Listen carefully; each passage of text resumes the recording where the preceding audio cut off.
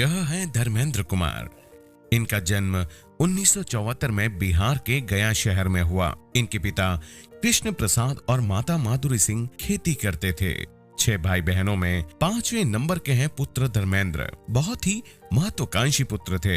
इन्होंने MA तक की शिक्षा प्राप्त की और बैंक में क्लर्क की नौकरी में चयनित हुए। उस समय आपको 2450 रुपए मासिक वेतन मिलता था। सन 2000 में अमिता के संग इनका विवाह हुआ और आज इनके पुत्र और पुत्री है जो हायर एजुकेशन ग्रहण कर रहे हैं। बैंक में नौकरी के दौरान इनके छोटे भाई ने RCM का प्लान बताया और विजन क्लियर होने की वजह से नौकरी के साथ RCM करने का निर्णय लिया। राह आसान नहीं थी, बच्चे भी छोटे थे, पत्नी अकेली घर संभालती थी। नौकरी के पश्चात बहुत कम समय बचता था। लोग पागल कहते थे और कहते थे आपके पास सब कुछ तो है, फिर RCM की क्या आवश्यकता पड़ी। लेकिन धर्मेंद्र RCM का फ्यूचर और विजन देख चुके थे। उन्हें कोई चैलेंज अब रोक नहीं सकता था।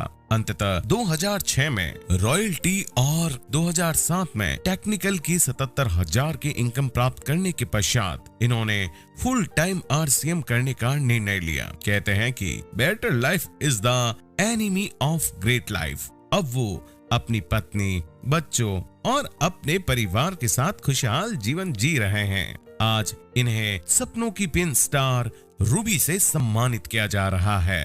मेरी शादी एक बैंक एम्प्लॉय से हुआ था। मेरे पापा चाहते थे कि नौकरी कर रहा है, इसका भी लाइफ सेट हो जाएगा।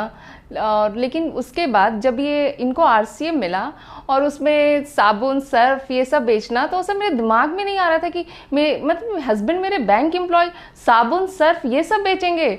मैं घर में आता था तो मेरी वाइफ, उनको लगता था कि मैं जिस रास्ते पे चल रहा हूँ पता नहीं यहाँ पे कुछ मिलेगा कि नहीं मिलेगा।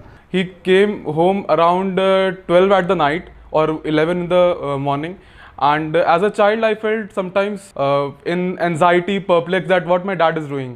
मेरा एक सपना था कि मेरे हस्बैंड एक गाड़ी ले। उस समय गाड़ी का बड़ा शौक था कि कोई सा भी छोटा सा भी गाड़ी ले, और वो गाड़ी के नाम पे ऐसा भड़कते थे कि पता नहीं हम उनसे क्या मांग लिए हो। घर से लेके, बाहर से लेके, ऑफिस से लेके, परिवार के मेरे जितने भी सदस्य थे सबके नज़र में मैं पागल घोषित हो गया था। हमें जब बाहर जाना होता था तो मम्मा मेरी पीछे बैठती थी बाइक के, पापा बाइक चलाते थे एंड मैं उसके टंकी में बैठता था।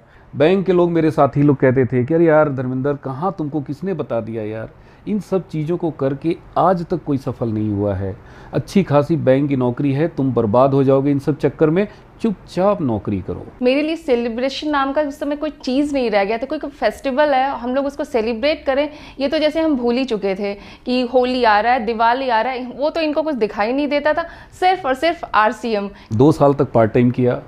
जब मेरी सैलरी से 5 गुनी से ज़्यादा RCM से आना शुरू होगा, तब हमने फुल टाइम करने का डिसीजन लिया। ये डिसीजन बिल्कुल सही था इनका कि बैंक को छोड़कर RCM करना।